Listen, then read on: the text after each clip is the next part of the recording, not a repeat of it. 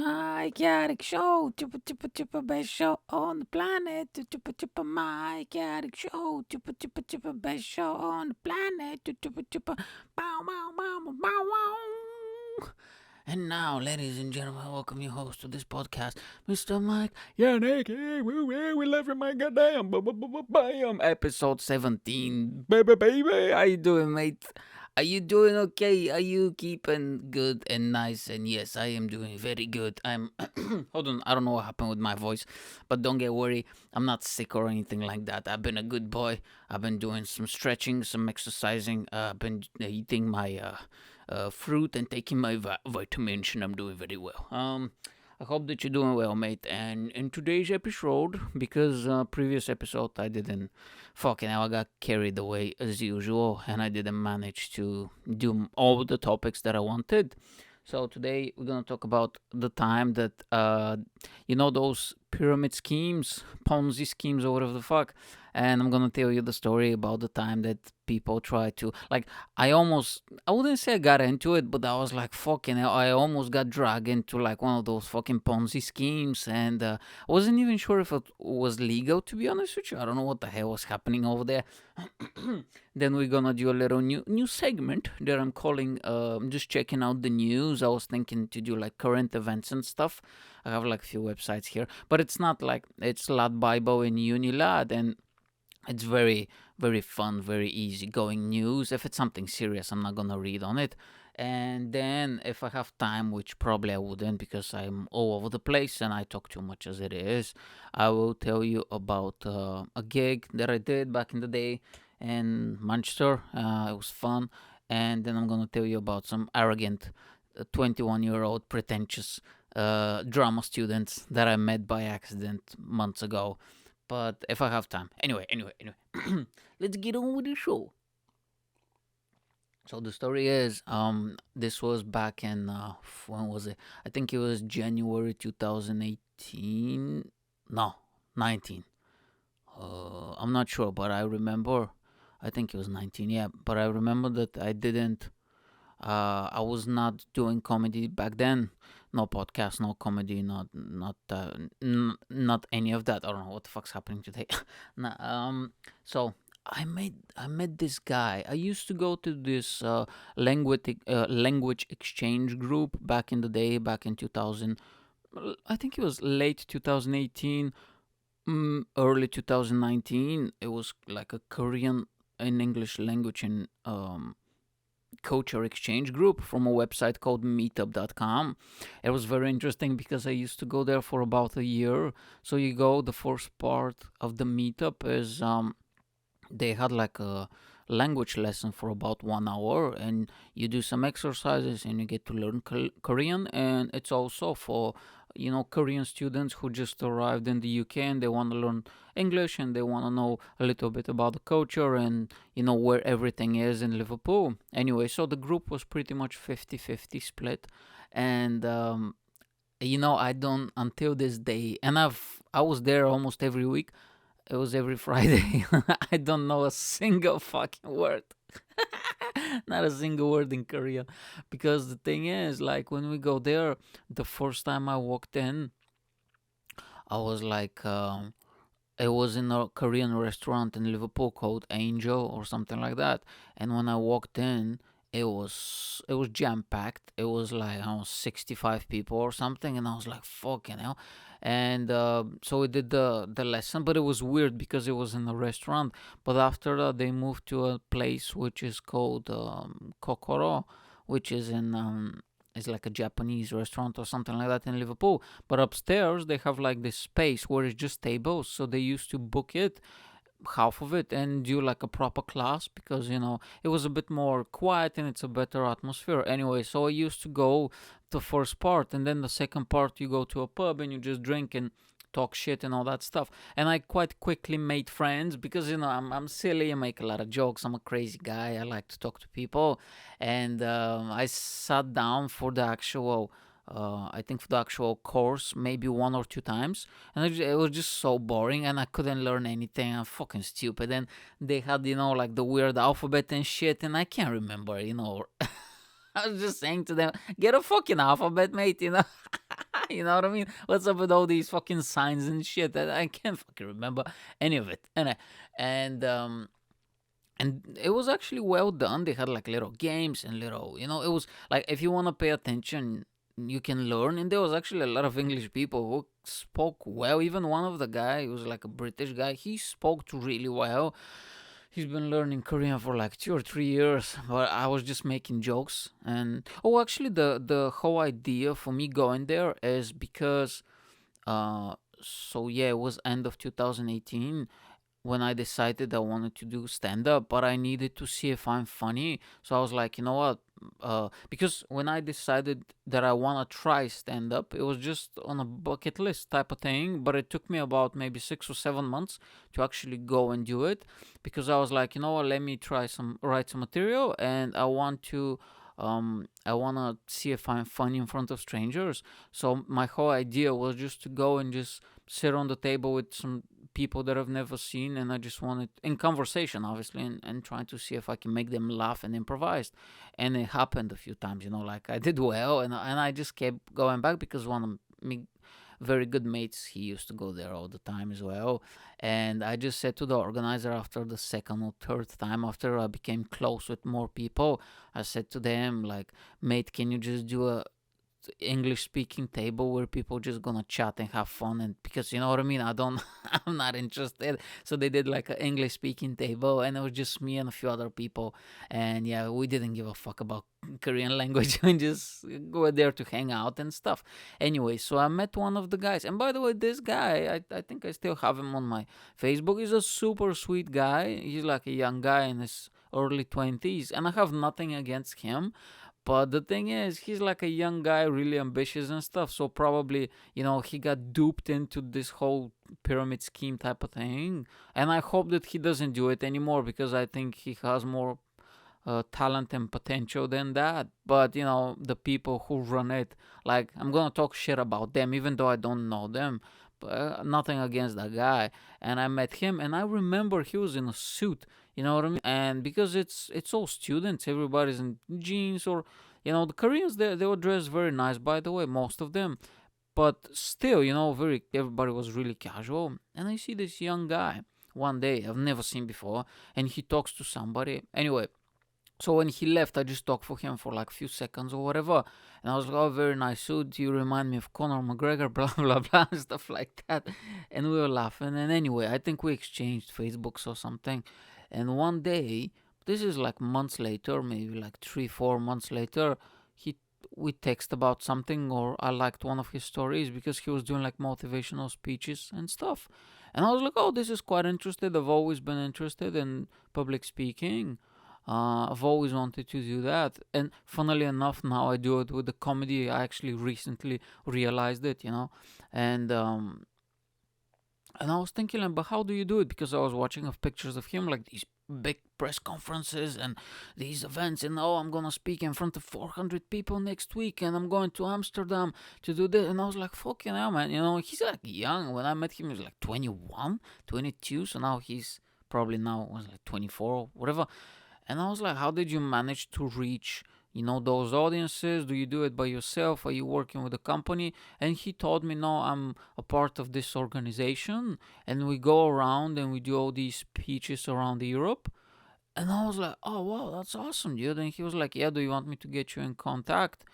Like, what are your goals? And, I was writing very actively by that time. So I gave him my book.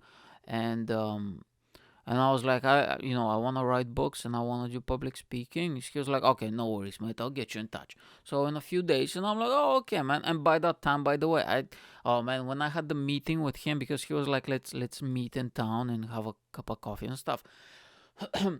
That morning, I was going to work. It was fucking, oh my god. I went to work, and in the morning, so I wake up 7:30.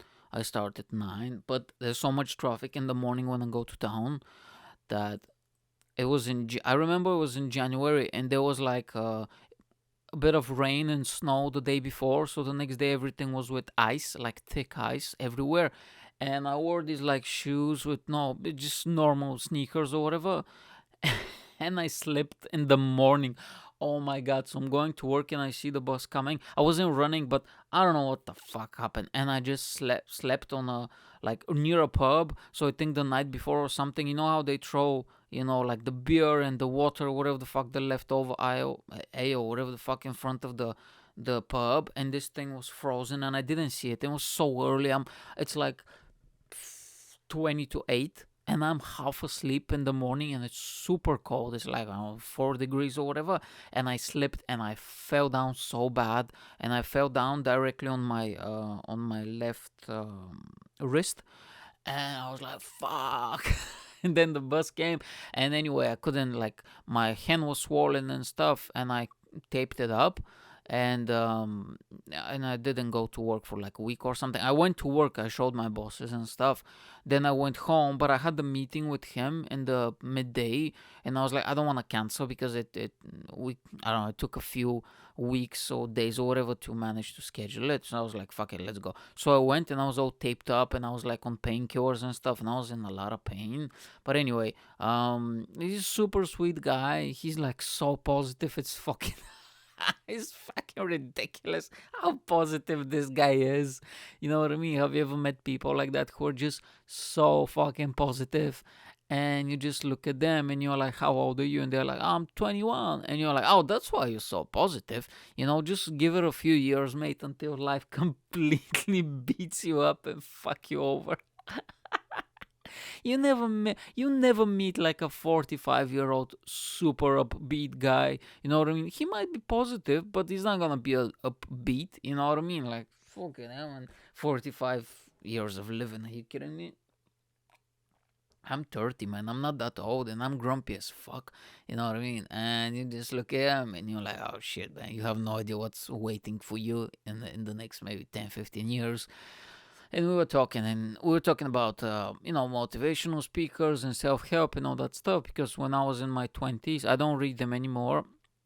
I read now. I'm trying to read mostly fiction and just creative work, because especially before, when I was writing, it helps me out a lot with my creativity.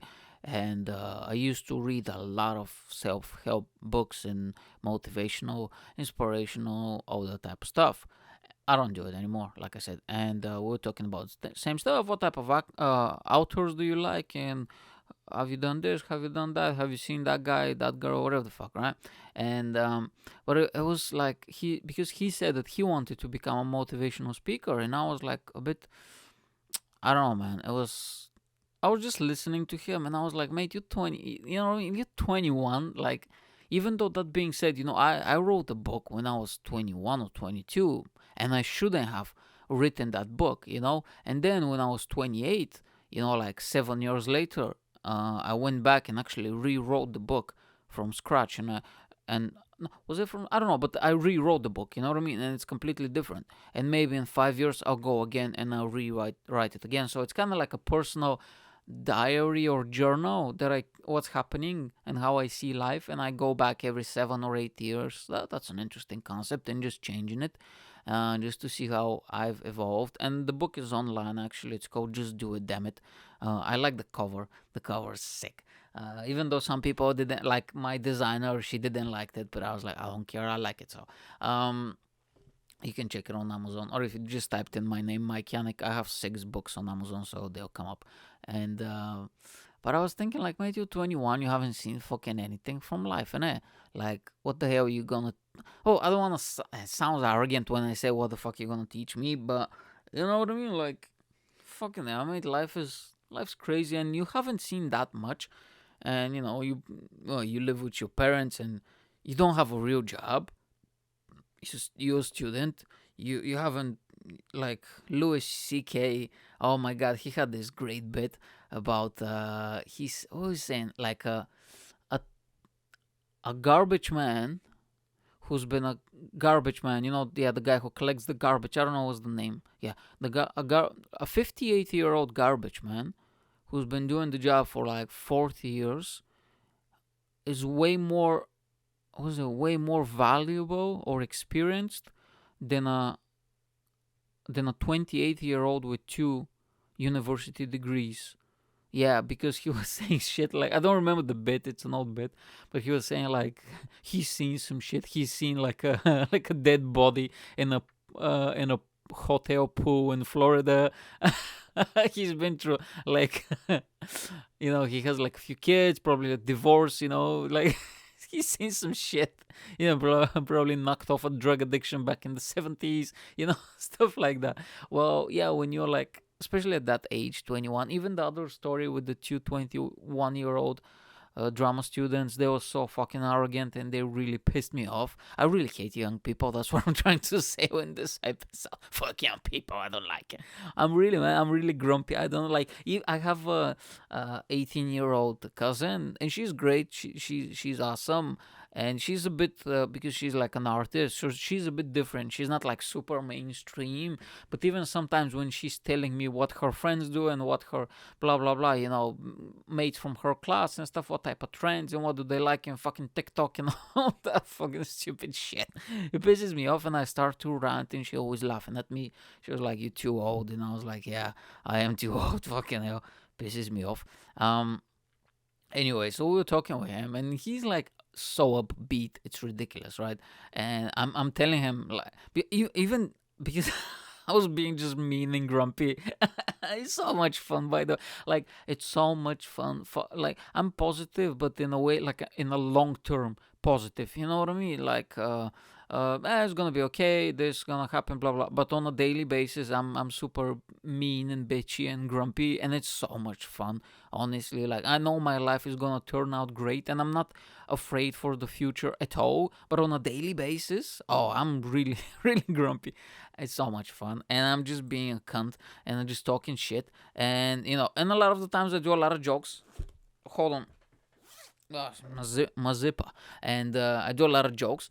He got some of the jokes, he didn't got some of the jokes, and I was like, mate, I fucking, and I was showing him my arm, my wrist that I've just injured it, and I was like, that's the type of shit that happens when you're old. You recover very fast, very slow, blah blah blah. Anyway, so he was like, okay, let's do it like this. I'm gonna talk to my managers, and if you want, we can arrange like an interview or something for you, so you can talk with them, and see if you like each other. They're gonna present you. You know what we do, and the whole time it was so difficult to get an answer from him what they do. So we sat down and we talked for maybe like 10 minutes, 5 minutes or whatever, just to break the ice. Because, if we have a meeting, I don't like to jump straight away into it. Even when I'm a guest on a podcast or whatever, I like to, I don't know, man, just like this old school mentality of, maybe this is how I was raised or something, but courtship or whatever, you know what I mean? Like, just to make the other person warm, you know what I mean, and get and set up the atmosphere, and it's easier, because it's a long story. I'll tell you the story other time. But when I used to work in London, I used to work in a business development company, so I learned so much. By the way, I worked there for 13 months, and I got to see so much about just how deals are made and how business is conducted and how to greet customers and new people and all that type of stuff. But I'm gonna tell that story in another podcast episode. So I asked the guy, what do you do? I mean, like, do you sell something? Is it like, I don't know, do you have a retail shop or whatever it is, And he didn't reply. He was just being so elusive, and it really annoyed me because, like, I want to know what I'm getting myself into, and I want to know if this is a waste of time or not. That's why, like, when you see, I bash a lot. Um, so on my Instagram stories and here on the podcast, I bash the Tinder girls a lot. Like, I make 3 episodes so far, just reading their bios, telling stories, and it's always like funny, but it bashful. And they all usually come out in a very bad light. And I shit a lot on Tinder girls and on dating apps because most of the time they're legit time wasters. And it pisses me off, you know what I mean? Because you can never get that time back. And it's like, fucking hell, man. And he didn't say. And I was like, okay, but I liked him. He was like a nice guy. And I was like, okay, let's do the stuff. Anyway, so a few days later, I get a phone call from his manager. And he was like, hey, how you doing? Blah, blah, blah, blah, blah, blah, blah. Let's do the meeting, Skype. Oh, because they were at London, living in London, and he was like, "So, can you come to London next week?" And I was like, "Hold on, what?" You know what I mean? Like, yeah, we can go to a local coffee shop, sit down, and have the interview, and da da da da. And in retrospect, mate, if I have went to London for that fucking time waste that happened, and I'm gonna show you, I'm gonna tell you, I would be so mad at myself because like there is a bus here from Liverpool to London and it's 5 quid. It used to be years ago. I don't know about now, National Express, but it takes like fucking 5 hours and a half. And if I went, if me and my stupid mind, because if this was me back when I was 21, when I was like, a completely different person, and I was so, I wouldn't say naive, but I was like so determined to make it, quote unquote. And if you have told me we have this great opportunity, you can make, I would have gone easily, you know what I mean? And I was so like desperate to live this lifestyle of, the whole Instagram guys, the whole quote unquote success business gurus, that type of stuff, like, oh, I'm traveling for business and I wear a suit, and you know what I mean? Oh my god, I need to have the watch, look at that, I'm flying first class, and I was so into that, and fucking hell, I was into that for many years, for 9 years. Yeah, oh my god, I was so fucking stupid. And it's like to a fault. Man, I fucked up so many stuff. I like lost friends, lost like relationships with family members. I lost fucking actual like romantic relation. I lost a few girlfriends because of that. I fucking, oh my god, I was obsessed, man, and I wasn't going anywhere. That's the thing. I didn't make any money, bro. I was so broke. And I was like, how the fuck am I hustling over here 12 hours a day and I still have like fucking 72 pounds in the bank? What the fuck happened? And I did it for, I don't know, yeah, like from 19 until maybe 20, yeah, 28. I mean, I started comedy. No, yeah, my bucket list 28. I actually gave up on the whole stuff 2017 in August when I got the job, that I'm working now part time, and I just gave up all that stuff because I realized that I've just wasted 9 years of my life. I mean, I learned a lot of stuff, but in my personal life, my personal life was a disaster, and my quote unquote business life that was non-existing, it was a disaster as well. What the fuck, man? I didn't get the watch. I didn't get the car. I didn't, you know what I mean? Fucking hell. But now maybe that's why with comedy things are going well for now. When this whole situation finishes, because like you kind of learn so many stuff, and you've been through so many stuff, and you have a few failures, and a lot of failures, and a lot of problems in your personal life, and depression, and all that stuff.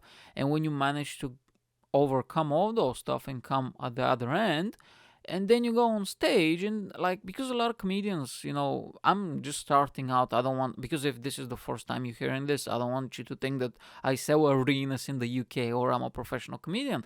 But I'm climbing the ladder, I think, in a good pace, and I'm very happy where I am in comedy now and where I'm headed. And so when, and a lot of me mates who are starting out together, they say you are very confident on stage and you seem very fearless. And I was like, because I am. It's like I'm not bragging or being arrogant, because I am fearless on stage and I am really, really confident. Because, and they asked me how come, and I was like, mate, when you've been through like when you've been through fucking hell, and I'm not even joking, like my time in the UK for the first 6 years was a fucking nightmare. And when you've been through fucking hell for almost 8 years, 7 years or whatever, in total, because the situation in Bulgaria is not very rosy as well. You know what I mean? So it was tough times as well over there. It's proper poverty.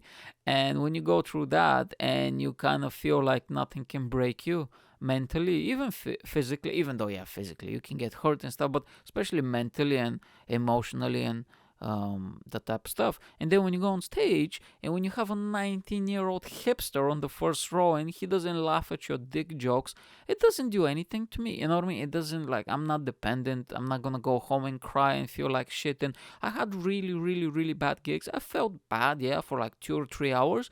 Next morning I wake up and I was like, hey, it is what it is. Let's just go and do it again.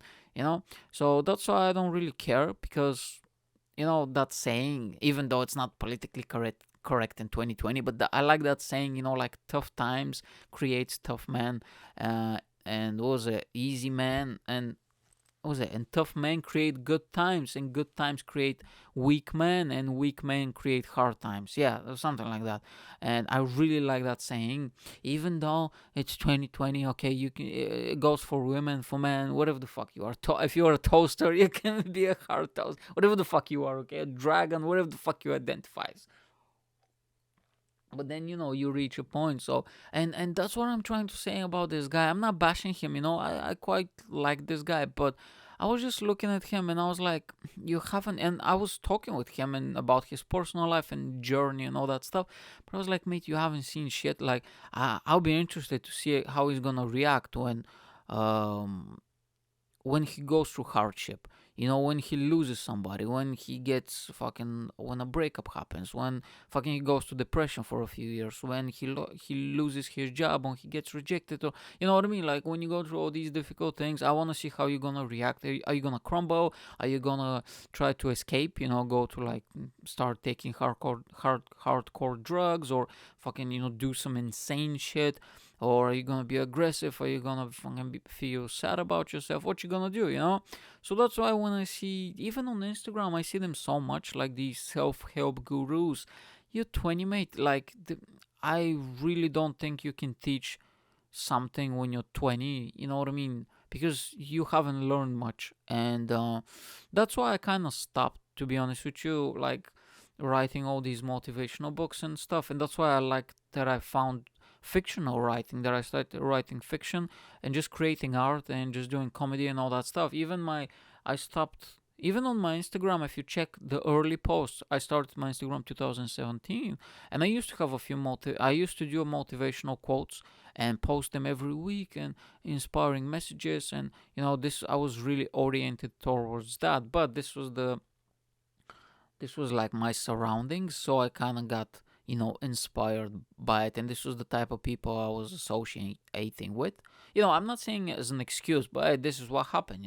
And so anyway, we go to, so we finished the call. I'm just laughing. Like, can you imagine, man? Can you come to London? Oh my god, how the fuck people still go to, like, actual meetings, like, travel? I know people. I'm gonna travel to fucking Birmingham for 3 hours so I can sit down and have a meeting for 40 minutes with somebody, and then I'm gonna stay on a hotel, and then I'm going to go back.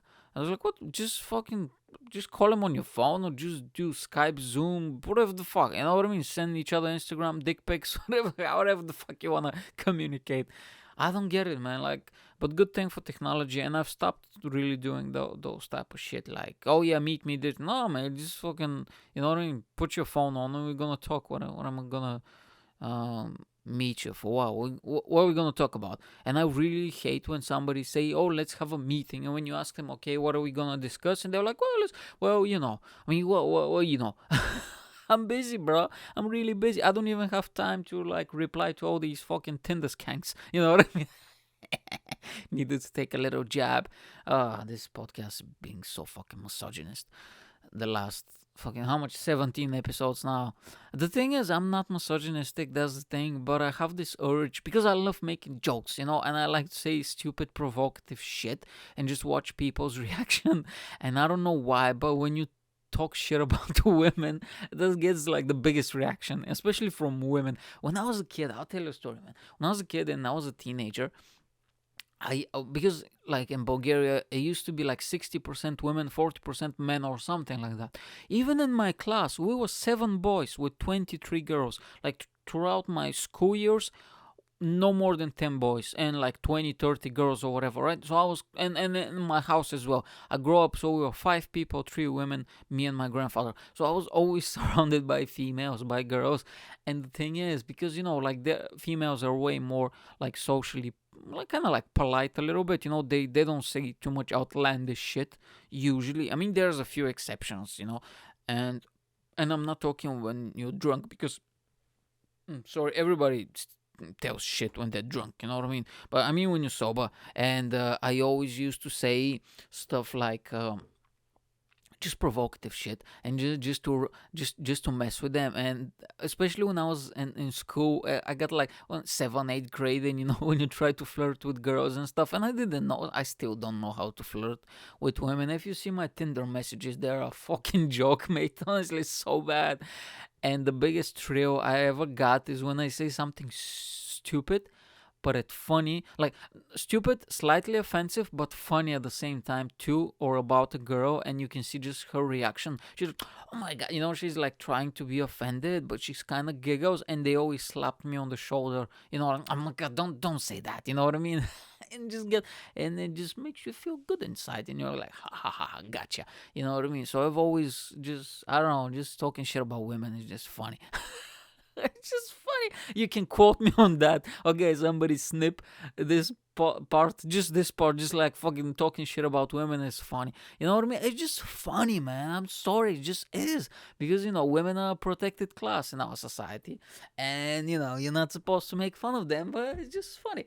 And I like it when I talk about shit about girls on Tinder because they don't expect it, because on Tinder, and especially in the dating world, they know that they have all the power, and they do. I mean, they hold all the cards, and they expect to guy to kind of grovel at them. They need to make the first move. You need to be funny. You need to be interesting. Don't open the conversation with, hey, how you doing? And the girls, they have all these requirements. In the Tinder bio, when you open it, they require so many stuff. Like, oh, you need to be funny. You need to be smart. You need to be charming. Oh, hold up a conversation. This is another one. Some of them, have the height requirement. Other ones, they say stuff like, you need to have, motivation oriented. You need to be driven towards something. Stuff like no, ex-girlfriend issues. Oh, you need to like dogs or like this type of music or whatever the fuck. You know what I mean? And they have like this whole fucking like list, bro. But the moment I say I don't date single moms, everybody loses their fucking mind. Oh, damn, dude, I should do a bit about that. Oh, that's funny. I need to obviously think about it. But yeah, because my requirement is simple. Don't be, what's it? No crazy eyebrows, no fucking fake lips, and no single moms. No, my only requirement, in all honesty, is no single moms. And I think that's about it. I mean, because I don't want to date a single mom. I'm just being honest. Like, when I say that, this is the stuff that I'm talking about. When I say that in front of my female friends, they always go like, "Oh my god, what are you doing?" And just slap me on the shoulder. You should not say stuff like that. And I was like, but why not though? Everybody has a choice, and everybody has the freedom to have requirements for the person that they want to date potentially. And like I said, some girls say, hey, if you're below 6 feet, don't even think about contacting me. So that means that you're putting a barrier in front of somebody, and you don't want to get to know them. You don't want to get to like hear them out, or just find out what they are, or even how they look, just because you have this barrier. Which I think is very shallow-minded and a bit, I wouldn't say prejudice, but you know what I mean, like that type of stuff. Well, I'm the same way. I'm shallow, you know what I mean? I'm like, no single moms. I don't care how interesting or how cute you are. You know what I mean? You have a kid. So, I mean, I'll shag a single mom, obviously, but I wouldn't date her. No, I mean, come on. And I got canceled. The Mike Yanek show has been canceled because thank God nobody listens to this show, by the way, because if legit people listened, I'll get so many complaints. And like, I'm sure some sort of female feminist organization is gonna come after me. But I have nothing to worry about because I think only 2 people listen to this podcast as it is. So there's no problem with that. But yeah, but obviously the last part, you can see it's even formatted like a comedy bit. So even though I'm being honest, I don't date single moms. This is not a joke. But yeah, I need to work on that. That's a good idea. I like it. I'm gonna shag a single mom. I'm not gonna date one. Ew. Like, oh. And when I say stuff like that, my comedy is not, it's not edgy, by the way. If you've seen me, I'm very loud and crazy, but it's not, I don't say edgy stuff. I don't usually get, ooh, like that type of reaction. People are like, ooh, what the hell? I never get that because I like a lot of my comedy mates are like that, and I love them for that, but I just can't do it. I just can't be bothered. I like when it's silly and goofy. I don't like to make people feel, to isolate people, and to be like, you know what I mean, to people feel. That's why I don't make like fat jokes, or you know what I mean, like all those type of stuff. And like I always make fun of short people, but I make fun of me, not all short people usually. So I don't do very edgy stuff, but if I try to be a bit edgy, I can put that joke in. Yeah, I like in the single moms. I was also thinking. No, I'm not gonna give you all the premise, because oh yeah, so these two I can connect them. So yeah, when I finish this podcast, I'll definitely have to write down all the stuff, because I'm even forgetting what I was talking about now, about the single moms. Anyway, hold on, what the fuck's happening here? Sorry, mate. Okay, so this guy calls me, right? And we finish the stuff, and we arrange a meeting. And after maybe around 4 or 5 days, I'm actually having the meeting. It was on Skype, or yeah, Skype.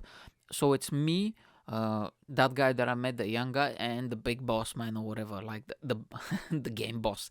Um, he was a nice guy, but I don't know, man. Like, it was weird. I think, yeah, I think like, it's just the relation, not the dynamic between me and him was weird, because, like, if you've never met me, I'm like the way I'm on the podcast. I have like two personas. I'm very open about that. I don't like. I'm sure I don't have a medical condition, but when I'm out in public, it's showbiz Mike. You know what I mean? It's like, yes, baby, I love all the people. I'm crazy. I'm loud. I'll take a picture with everybody. I want to be the funniest person in the room, and super affectionate, super like just nice and sweet. But when I'm in my private life, I'm super low energy, super chilled out. I don't like people. I don't like crowds. I like being by myself. Um, and that's why I like my situation where I'm now, because I'm just living by myself. And I mean, it's a shared house, but I don't speak to nobody in the house. I don't even, you know what I mean. I don't even say hi to the people when I meet them, like in the stairs or something. I don't care. And so I'm very independent, super independent, and I kind of do and live everything on my terms, on my time, which is not good if you want to have like long term like I cannot cope in a relationship. I just can't. Like all the girlfriends I've ever had, it doesn't usually work out. Like I think I'm not built for that shit. And I had a few like for the last few years and stuff. It just doesn't fucking work out for me, because I don't know, man. It's like I always like to keep myself busy and productive. And what, are we gonna stand there and watch fucking Cinderella for 2 hours? What are we doing? Like, I don't watch movies. It's a waste of time. It's super rare that I'll go to the movies if it's like The Joker, or like I saw Rocketman, the Elton John movie, or like Bohemian Rhapsody, the Queen movie. Like movies that I know that I really want to see, and I know they're gonna like fucking inspire me. You know what I mean? That I will get a value out of them, and maybe I'll write books or comedy, whatever the fuck it is. But I'm just gonna stand there and just like, what are we doing? I tried to watch yesterday, Tommy Boy. I just got like, because I can't pay attention, man. And I was like, oh, I don't know. Like, after 30 minutes, I zoned out. Like it was in the background, but I don't know. I was, what was I doing? Yoga or something, or posting on Instagram. Completely forgot. So I want to be productive. I just cannot stand there. And when you're in a relationship, usually like the women that I've been, they've been a bit passive. They're not like me. Like, just come on, let's do something. I'm gonna fucking chill here. I'm gonna lay on the bed all day. I can't do that. I even don't like sleeping in. Well, if I sleep in, if I wake up at 10, I feel like shit for the rest of the day. And that's not a good dynamic to have, you know what I mean? And but yeah, in my personal life, just fucking, I'm a bit of a cat. In my public life, a dog. I'm like a dog, very upbeat, high energy, friendly. In my personal life, just nah, get away from me. I don't want to talk to you. Even like when I reply to friends and Tinder and stuff, whenever I reply, I reply. I don't fucking. Sometimes I forget to reply. You know what I mean? I really, as if it doesn't pop, the little bubble, so I can see it, because it pisses me off, so I'm gonna open it. But if my phone is off, I have this like do not disturb, which I love. If it's somewhere, fuck it, I don't even open it. You know what I mean? So I think the dynamic between me and that guy was like completely different. That's why it was awkward. Let's just put it that way, because I think he was like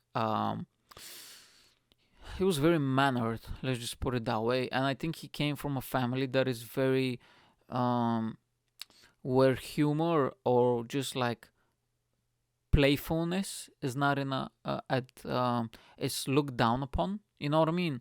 Where from my father's side, of the family, like I don't know if you know, but I said this many times. You know, my parents are divorced and stuff. So when I was 7, and it's two different camps, and it's like different worlds. You know, my mom, all of the family, highly educated, very well spoken, super, very liberal, very how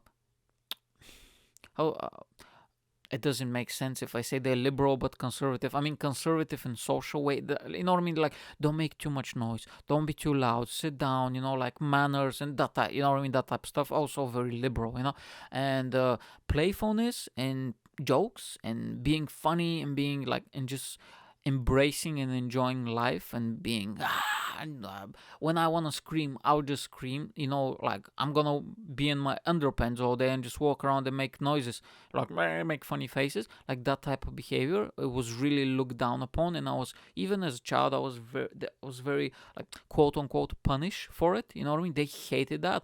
While in my father's house, it's completely different. Everybody's working class. Everybody's really loud, like unbelievably loud. Everybody screams. Humor is the number one thing in that household slash tribe, clan, group, whatever. Because it was my before my sister was born, it was my father living with my uncle, my aunt, and then my first cousin. She's like a sister to me. She was born. Then they moved, but they moved like literally 5 minutes away. You know, and now my father, he has like a second wife and my sister. So it was like in that house, it was like, oh, you can be a silly guy. We can watch. And there was always in the background, I'll never forget this, sitcoms from back in the day. Sitcom, like everything. You have Friends, you had MASH, you had Perfect Strangers, Wings, Cheers, King of the, was it King of Queens, Seinfeld, like all the classic, the good ones, because back in the day there was some good sitcoms. Not nowadays. I don't even know if they produce, you know, the traditional sitcom style. But back on, and always comedy movies. Like he had like a huge collection of first VHS tapes from back in the day. He used to record. He had this device where you can record from television. So we're talking about maybe like mid 90s or whatever, that era. So he used to record comedy shows and stand up and sitcoms, whatever, from TV on VHS. Huge collection. Then when that, you know, when DVDs came, huge collection. We used to go. There used to be a DVD store where you can rent, you know, like Blockbusters, like literally 5 minutes away from the house. We used to go there. I used to spend the weekends in his place, and with my uncle, my dad. We used to all the time just rent comedy movies, action movies. It was so much fun, man. Eating junk food, and he allowed me to eat all type of shit. You know what I mean? And while my mother and grandparents' house was more strict, and it was just so much fun. And you know, like that type of behavior was rewarded in a way.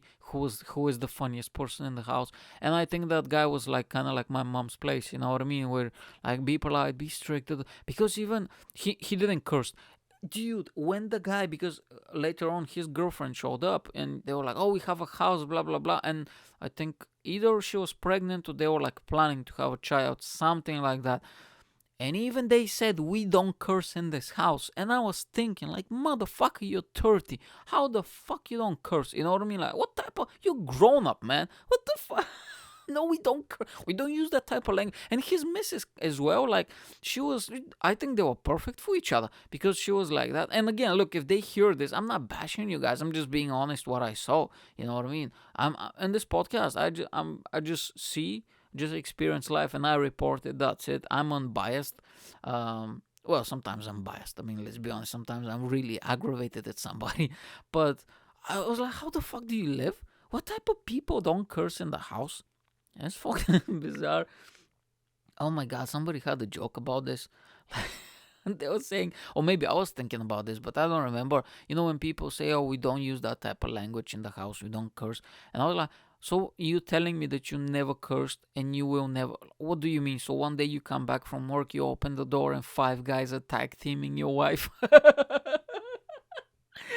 You're not gonna drop an F bomb or something, man. You're not just gonna be like, "Oh, what are you gonna be? Oh, shucks, gee whiz, honey, get off her, motherfucker." Really pisses me off, man. Listen, what did my father used to say? Never trust a man who's never been punched in the face, and yeah, and never trust a man who's never cursed in his life or something like that, or who's never cursed in front of his children. Yeah, it was something like that. You know what I mean? Because the whole idea is that when you curse in front of your children, it's usually an incident, and you're being honest and you're being in the moment. If you're like, something happens in your team, I don't know, somebody scores a goal or you hit your fucking hand or whatever, and you're like, "Ah, motherfucker."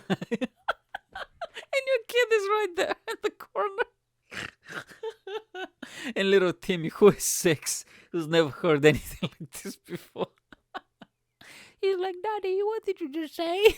And you're like, "Oh no, it's nothing." "Sorry, no, nothing." You know what I mean? I'm just imagining you just fucking hitting your stuff like, "Motherfucker." My father, I remember. My father, he's not much of a cursor, but he drinks. In the evening, you just have like a little aperitif, because it's part of the culture in Bulgaria. Everybody drinks, but they don't get, like, not in the UK. Everybody gets fucking shit faced in here. They get so shit faced they cannot find their house. That type of shit. No, in Bulgaria everybody drinks, but it's very rare that you're gonna see really really drunk people. It's super rare, but they drink. Like, maybe drink some wine, drink some rakia, which is like Bulgarian vodka or something like that. This is the easiest way to explain it. Whenever he used to get drunk, when I was little, I used to be there in the weekends and stuff. He used to be like, "Ah, motherfucker," like something slips out when he watches a movie or whatever. And he's like, "Ah, sorry, sorry." And he just looks at me, and I'm just pretending that I haven't heard him, because I was embarrassed. You know what I mean? If there's especially other people, and my aunt, she used to be, like, "Oh, don't curse in front of him, blah, blah, blah." And he's like, "Ah, sorry." And he's like, "Ah, you're gonna learn it in a few years anyway," and gives a shit. You know what I mean? And oh my god, dude, the weirdest thing ever. I'm sure everybody's been through that. Like, when you watch a movie with your parents, and when you're like 12 or 13, and there's always, like, especially in the 90s, there's always not a sex scene, but there's always a scene where a woman, I don't know, undresses, or scene in a strip club or something. Oh my god, how fucking embarrassing and cringy, and just like, that moment is. I always knew. Even sometimes, what I used to do is, when I watch a movie that I've seen before, or kind of know what the movie is, and when I kind of knew where the scene of, like, the strip club, or like the prostitutes, or the hookers, or whatever is, or the sex scenes, so I kind of knew, and I timed it, and I always pretend to go to the bathroom to take a piss, because I was a very shy kid, by the way, like super shy, especially my, like, early teenage years, from like 12 to like 16. I was very awkward. I always played just basketball all the time. I didn't socialize with anybody, and I just went to school, stayed at home, and basketball like crazy. Went to practice, and when I was not at practice, I used to go in our neighborhoods, like a few minutes away in the high school. They used to have a basketball court, and I just stay there for 4 or 5 hours. So I didn't do, like, when you're 16, people are going to parties, and people are like smoking cigarettes, drinking. I didn't do that, but I quit basketball when I was almost 17, and I went to like the seaside. Yeah, I was 17, and I went to the seaside to work there for 4 months. I was doing like henna tattoos, and I just started partying for the first time ever. I got drunk for the first time ever. I started to go after the ladies, if you know what I mean, and like that type of stuff for the first time ever. And I was like, "Oh my god, dude, that's awesome," you know what I mean? And I think, Yeah, and when I went back, I was like a different kid, man. I was there, I was like, oh my god, and I was like, fuck basketball, and I just started partying, man. I started going to parties. I made friends eventually, and I just became super confident and just funny, and I really grew into like the persona that you see now. I kind of had that, and then I got into the business, so I was a bit more serious, but before that, I was such a fucking nerd, mate. Honestly, it was so bizarre. So I didn't know how to like just even act. And when I was like 15 and somebody mentions sex or stuff like that, and I used to get blushing and giggling and being all uncomfortable and sweaty. And you know what I mean? All me mates, they're fucking savages, man. They're 15, 16, they've fucking got a few girls pregnant and shit. You know what I mean? Fucking hell.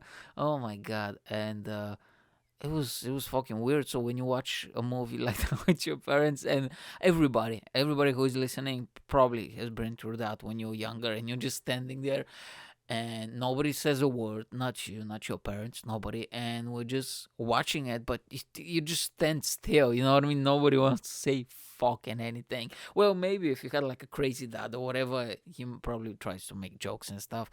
But yeah, not my dad though. And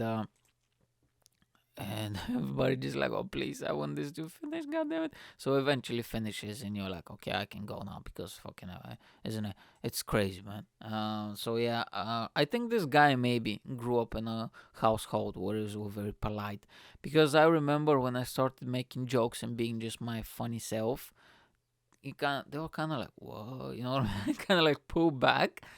And I was like, yeah, man, well, you've never met a crazy person before. It's so weird though, like, because I hang out with comedians a lot, and I haven't seen my civilian mates in a long time since I started comedy, which is kind of bad, but I'm really busy and they're very busy as well.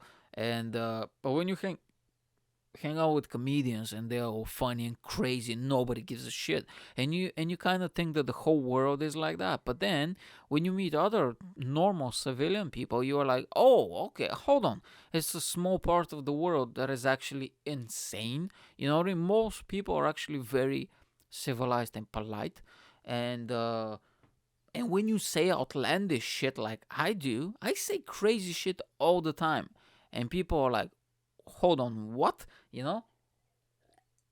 And it's so funny, man, when I meet, friends of a friend of a friend. When you go to a party, birthday party, whatever it is, and they bring somebody you've never met before, but you're still with your mate, so you're just your regular self because how you blah you introduce, but 4 minutes later you forget about that person that you don't know him. You know what I mean? And you're just being yourself.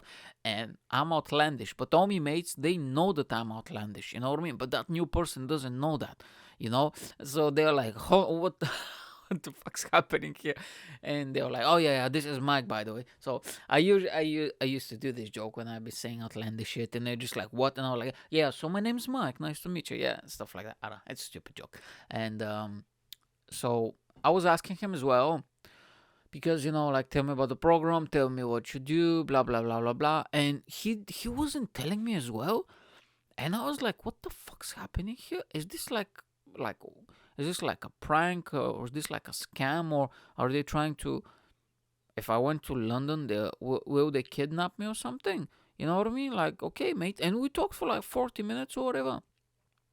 He had like an interview, because I remember there were questions, and it was like, but I felt like I was on a podcast, so I was just being myself and being funny and talked a lot. I've been a guest on a few podcasts. I've been guest on 3 podcasts now.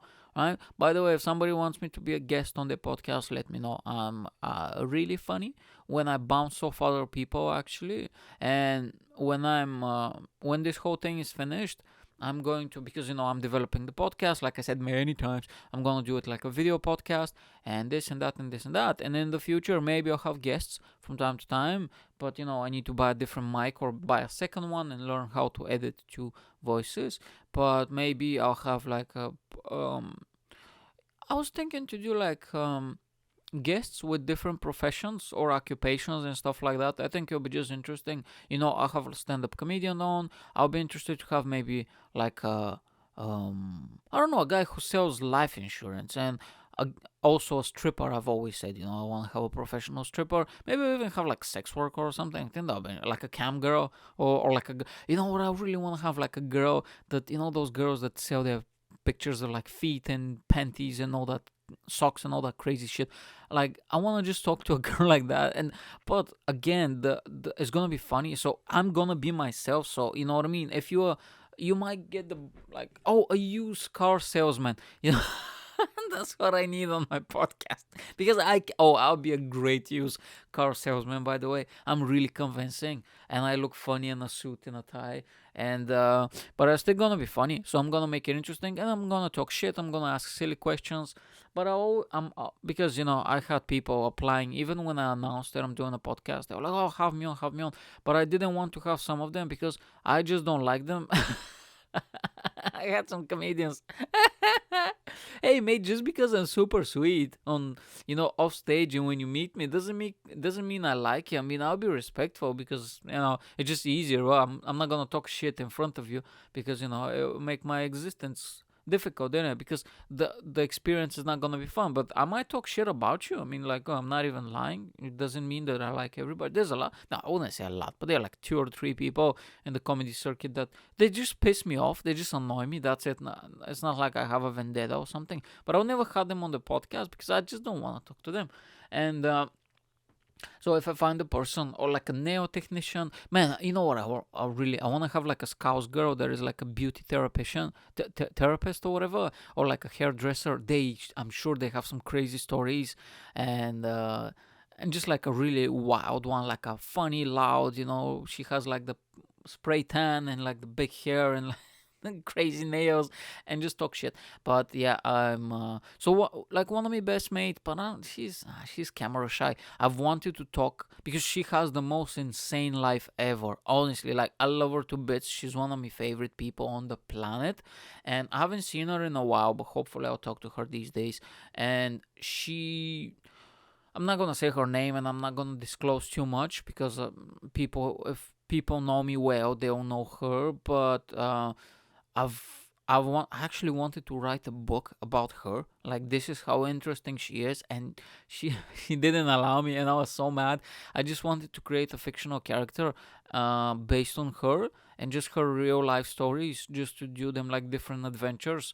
But she didn't. She said no, and because people might recognize me because she wants to have like a serious career, and I don't want to say what, but like a very high like visible, serious career where if they do a research on you and if they find stuff like that public out, that might jeopardize her career. You know what I mean? But I was like so mad. Also, I built a whole character because I wanted to talk about her on stage. I wrote bits about her on stage and she didn't allow me to use them. I was so mad because, we got into some weird situations with her because when we were partying and stuff in town, and I cannot disclose, but it's just just weird people approaching us, or she's saying crazy shit, or whatever it is. She's amazing, and if I have her on the podcast, she is the equivalent. She is the female equivalent of Joey Diaz. Okay, I'm just saying it out there.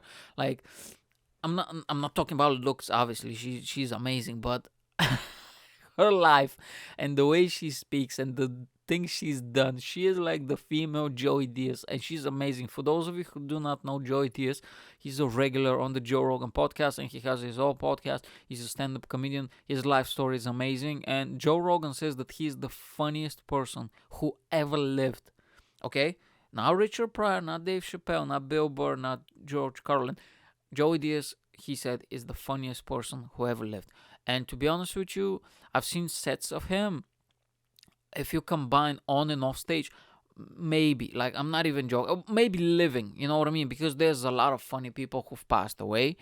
For me, as Robin Williams, I think Robin Williams is the funniest person who ever lived. But, currently living, combine on and off stage, he maybe, especially when he's like free flowing, freestyling, ranting, he is outstanding, and he is a regular there, and the people love him. Like, he is probably one of the favorite guests, and the people want him.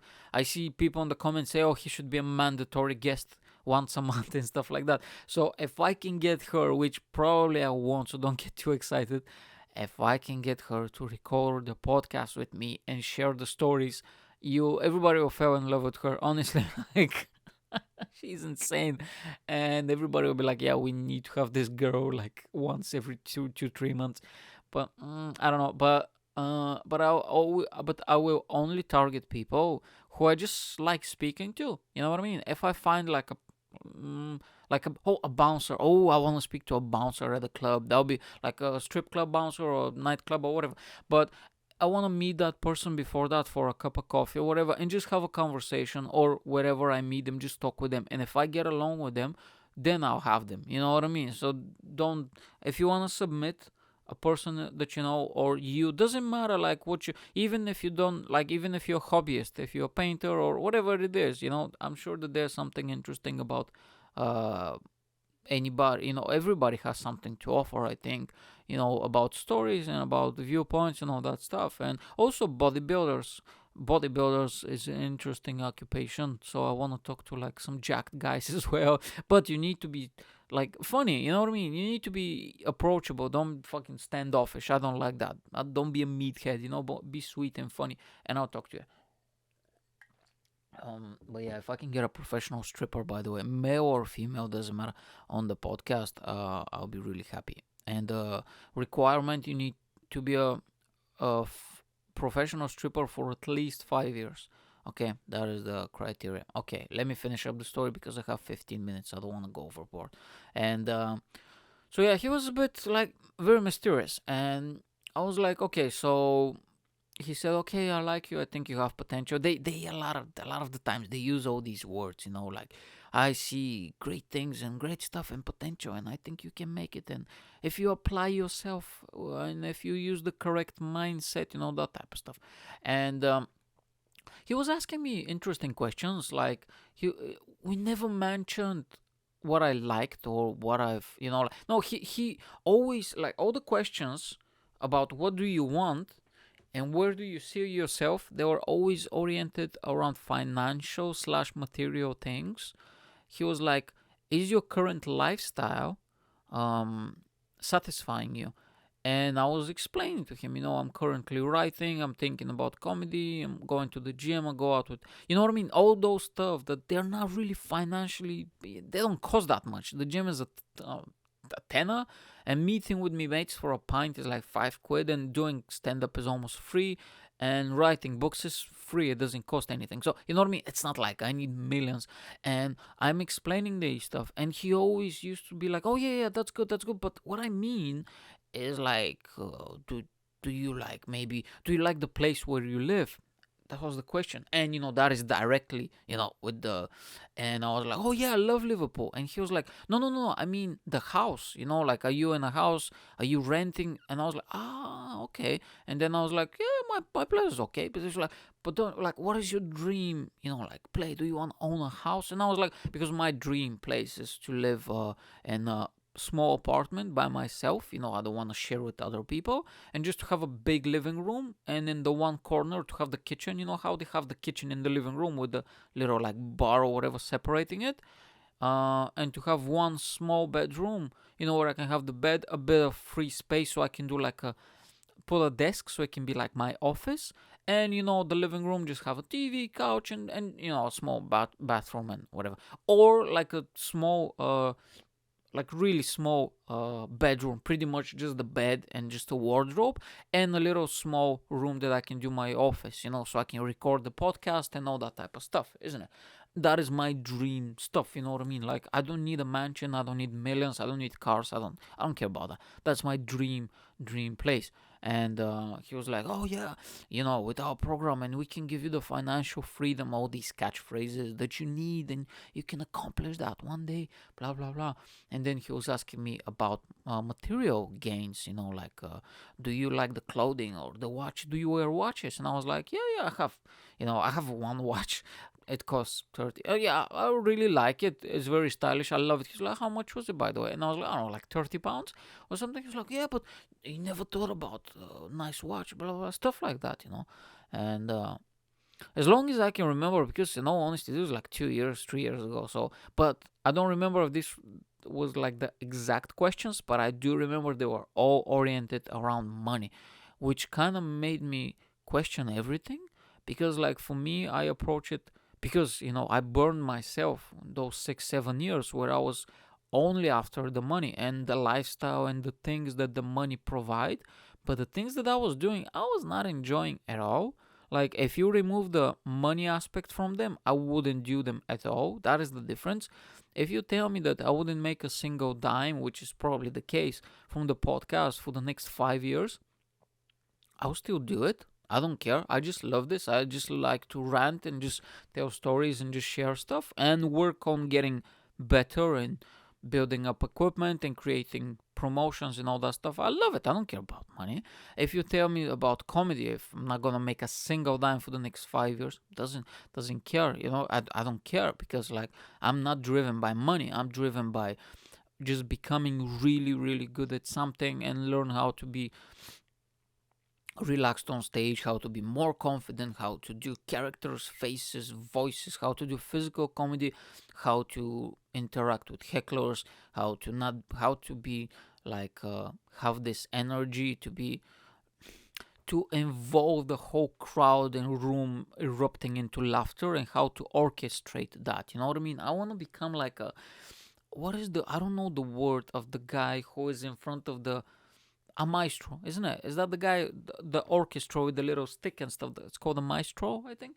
I want to learn how to be a comedy maestro. You know what I mean? And it takes years. It's gonna probably take 20, 15 to 20 years probably to learn that, Doesn't come overnight, but that is my goal. I just want to know how to go and how to,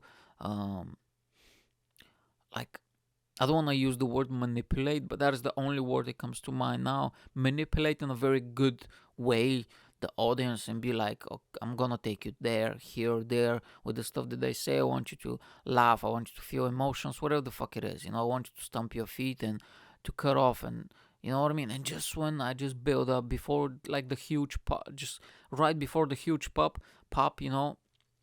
to be, when my time finishes, just to close off and be like, thank you guys, enjoy the rest of the show. I always do that. I don't let them settle down and then leave the no, and they go, we want more, you know what I mean? And I just storm off the stage. I love that. And money doesn't, even now, even when I'm speaking, I'm fucking smiling and getting super passionate and excited about it because money doesn't care and doesn't matter. But with those people, I think that if you remove the money aspect, they wouldn't be doing it because they were always talking about stuff that they wanted, it was a correlation because of the money they were gonna get.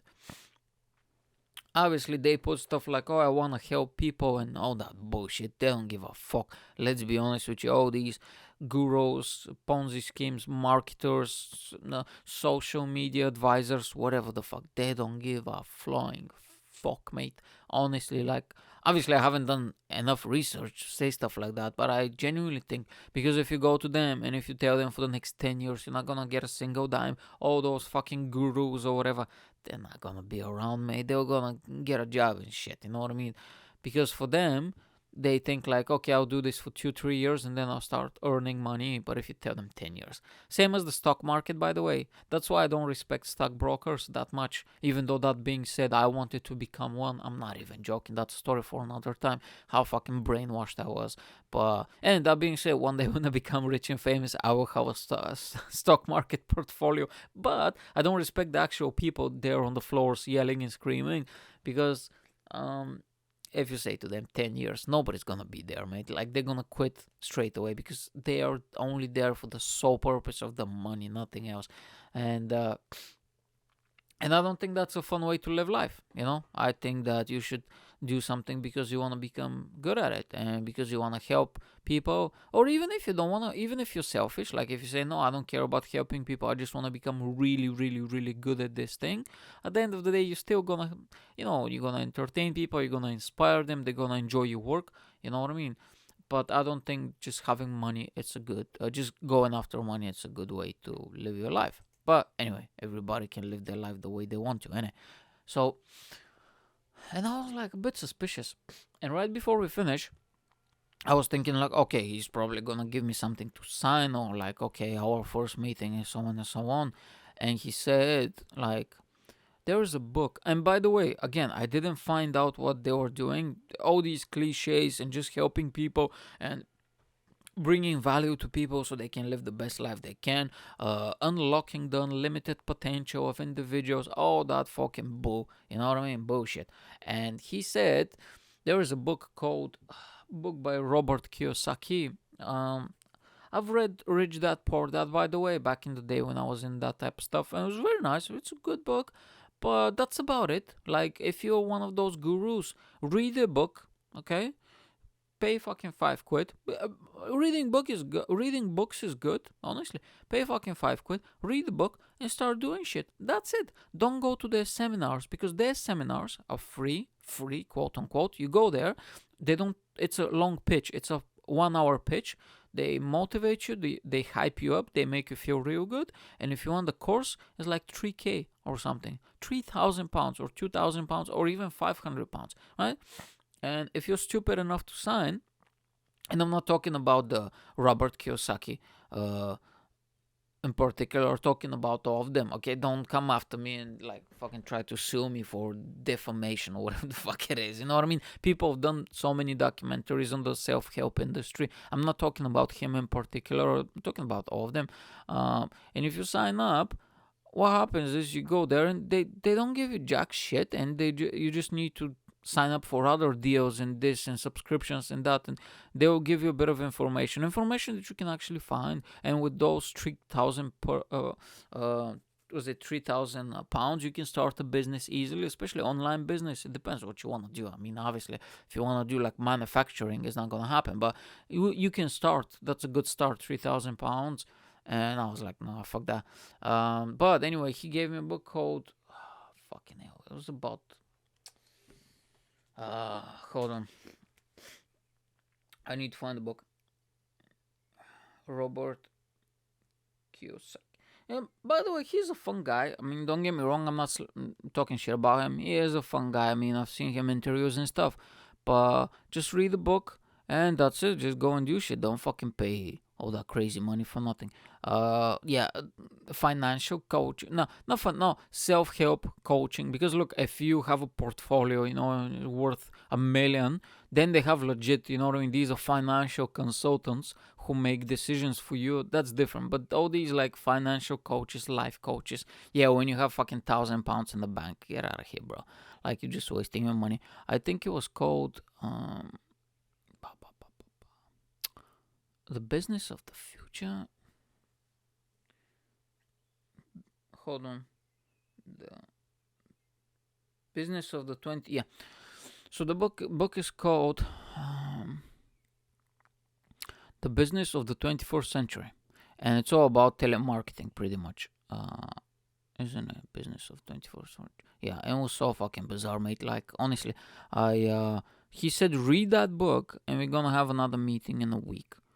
And I was like, you know what I mean? Like, and again, he didn't say jack shit. I just want to see if the summary product description explain the evolutionary business of network. Yeah, okay. So the book explains the revolutionary business of network marketing.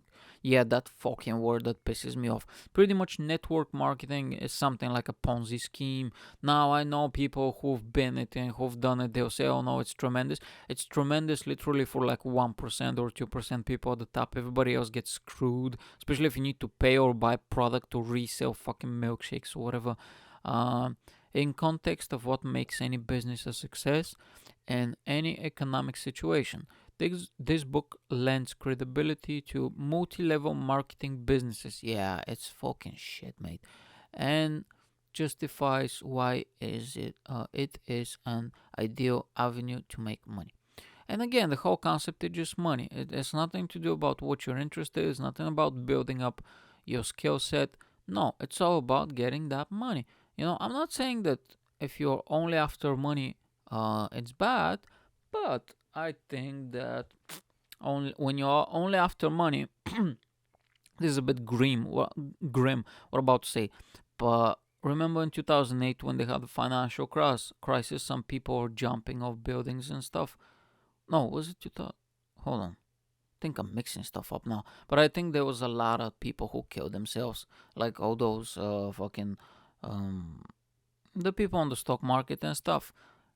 Fuck, have I done my research enough to say stuff like that? I don't know.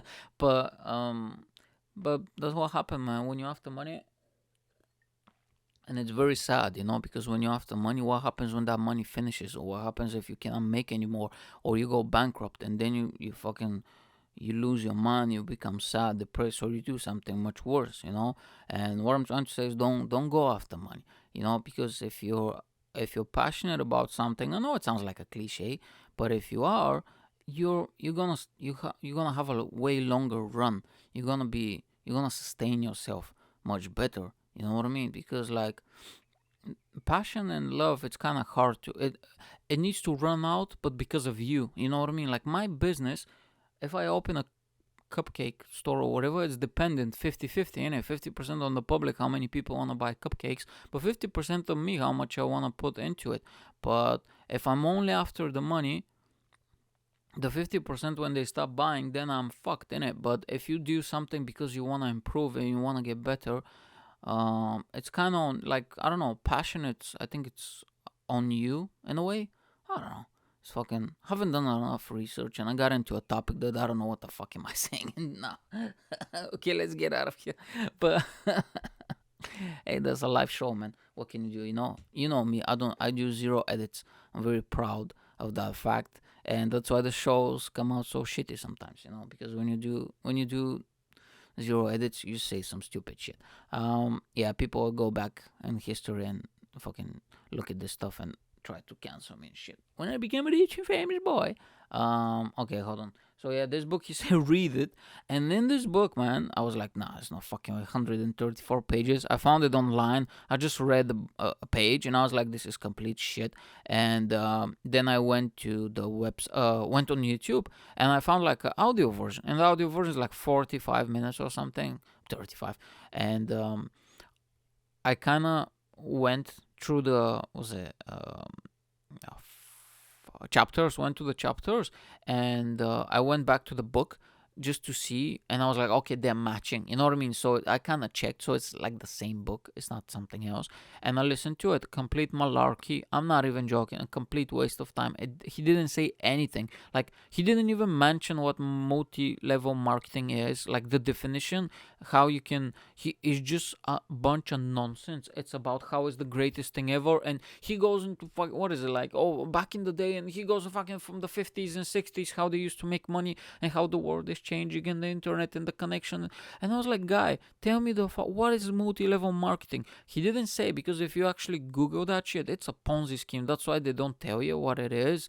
And there was no like. He didn't tell you how to start a business like that, how to make money out of it, nothing, man. It's just fucking nonsense. It's just boasting and bragging how great it is, but he doesn't tell you what it is. And that's why I said to the guy, the stuff that I'm telling you now, this is what I said to the guy, and he was not happy, man. He was pissed off. I think, he was very polite, so he didn't show it, but I felt it straight away. He was like, no, fuck, man. He was like, oh, this guy's on to us.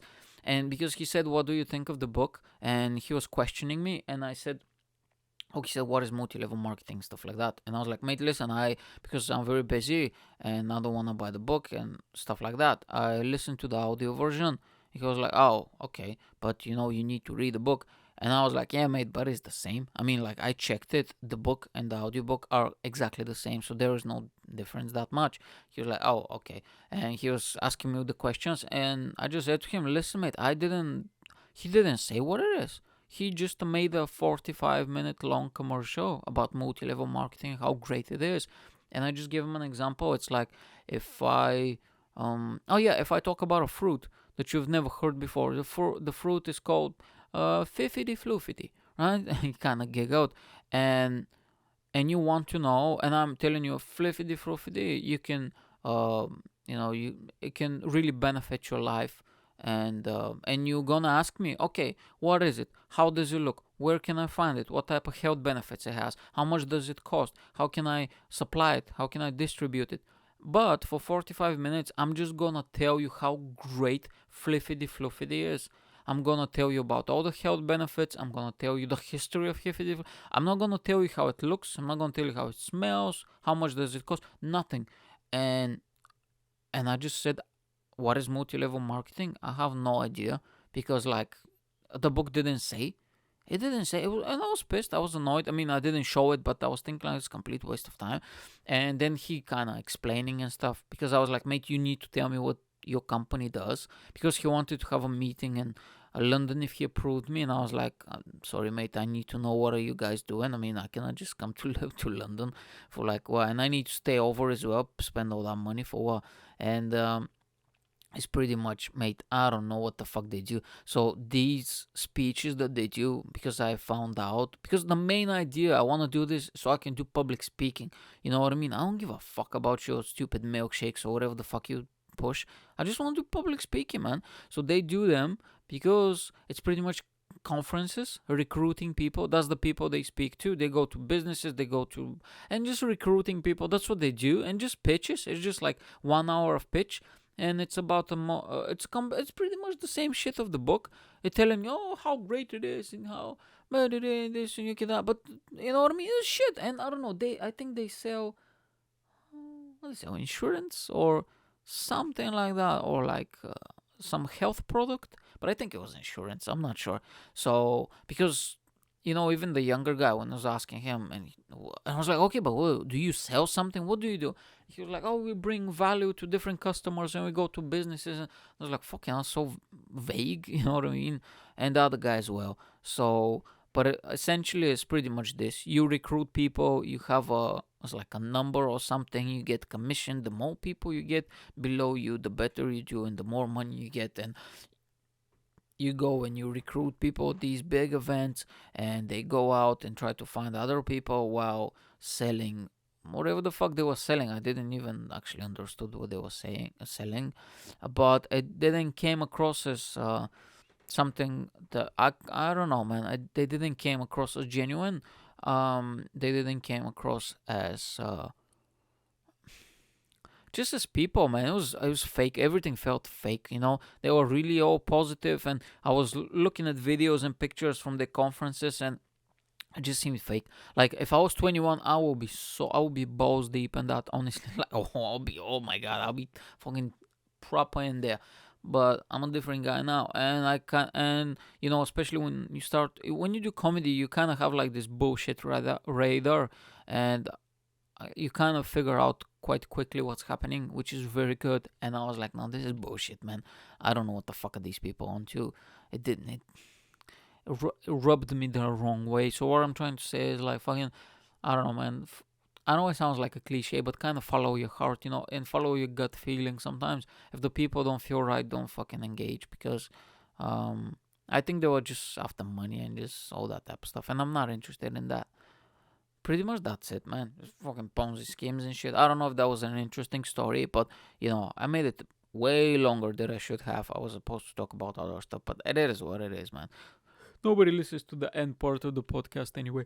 Nobody makes it this far as it is. I'm really excited, bro. I cannot wait before I finish. Hold on. Let me see how much I've done.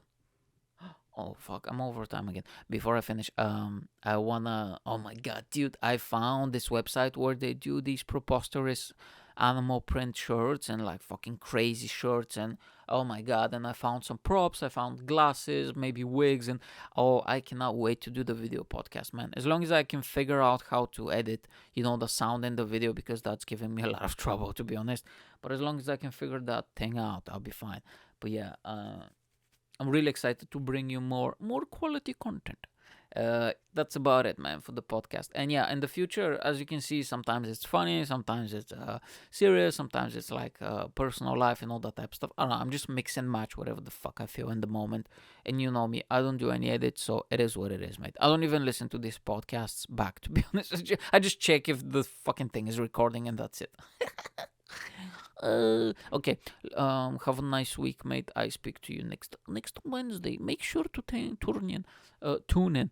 Okay. Have a nice week, mate, and enjoy the outro song of the Mike Yanek show. This was the outro song of the Mike Yanek show. I hope that you have a great time. I had a lot of fun recording this podcast. Speak to you next week. Bye.